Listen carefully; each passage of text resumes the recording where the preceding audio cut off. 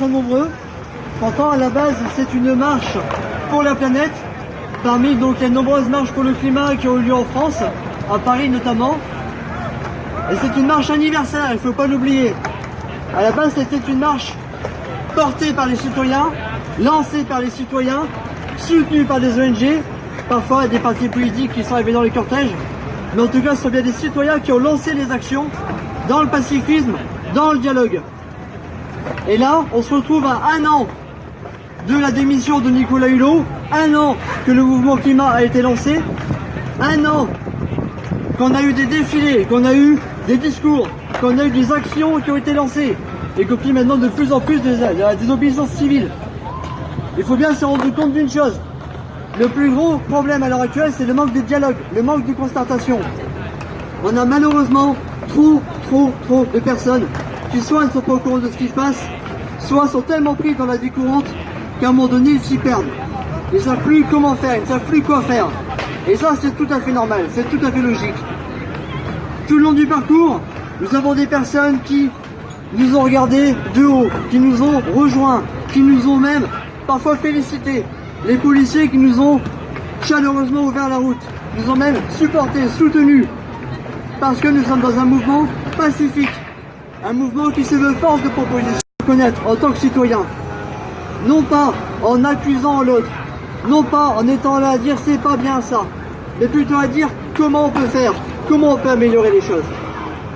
Alors c'est vrai, chacun dans notre quotidien, on a les factures, on a le bébé, on a la maison, on a tout ça c'est super difficile à gérer. Et pourtant, on a la possibilité, les pouvoirs publics sont à l'écoute. Nous-mêmes, entre citoyens, on peut parler, il y a plein d'actions qui se lancent. Alors maintenant, moi, il y a quand même une chose qui est super importante. On parlait de capitalisme, on parlait d'ultralibéralisme, on parlait de dialogue social, on parlait de tout ça. Tout ça à l'heure actuelle, c'est super important de se rendre compte de ce qu'il se passe concrètement, et ce depuis des années. Nous sommes tous limite en train de nous diviser avec des revendications par-ci par-là, alors que nous pourrions tous nous unir autour d'une seule et même cause, non pas en cherchant à nous accuser, mais plutôt en cherchant à nous comprendre. Pourquoi chacun fait les choses comme ils les font? Pourquoi ils font telle et telle chose? Comment on peut améliorer les choses? Ça peut être porteur. En discussion, tout peut se faire. Le tout, c'est de se lancer ensemble et pas de s'accuser mutuellement. Ça ne servira à rien. La colère ne peut être porteuse à terme si elle est mal utilisée. Elle ne peut être porteuse que de radicalisation et, malheureusement, j'allais dire limite de guerre civile. Personnellement, j'ai aucune envie d'en arriver là.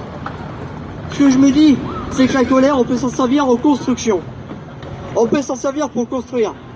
On peut s'en servir pour faire un deuil de ce qui nous arrivait avant, de ce système d'avant, et réussir à construire quelque chose de nouveau. Il y a plein d'initiatives qui existent.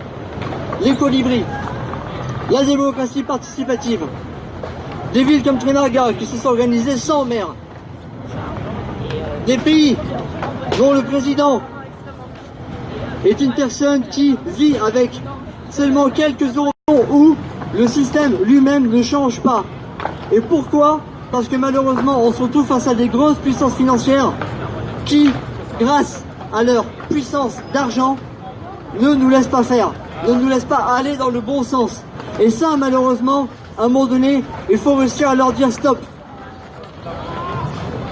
Et on peut le faire, on peut leur dire stop. Non seulement via le dialogue et la force de proposition, mais aussi par la mobilisation et par ce que j'appellerais l'effet GEP. Autrement dit, la piqûre de rappel. Pas forcément faire des mobilisations à 500 000 personnes, mais de temps en temps de rencontrer les personnes dans les conférences qui sont super intéressantes. Il y en a plein de partout.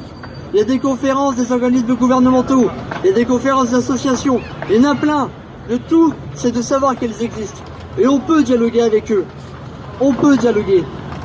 Maintenant, est-ce que oui ou non on va prendre ce temps? Est-ce que oui ou non on va réfléchir nous-mêmes à peut-être parfois se remettre en question, à peut-être parfois se dire oui c'est vrai, je prends pas suffisamment de temps pour la cause environnementale, je prends pas suffisamment de temps pour mon voisin, je prends pas suffisamment de temps pour peut-être m'occuper de mes proches.